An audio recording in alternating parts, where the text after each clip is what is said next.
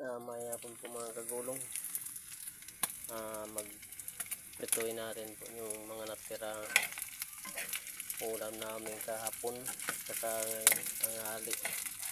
Ginataan na karning kabayo.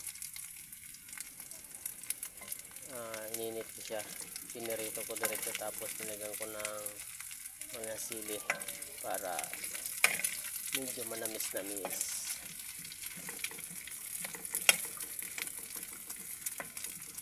Ayan po mga kakulong, napakabango. Talagang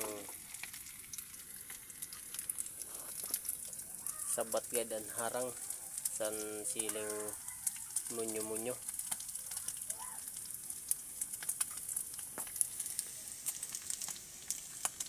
Tingin pa lang nakakagutom na.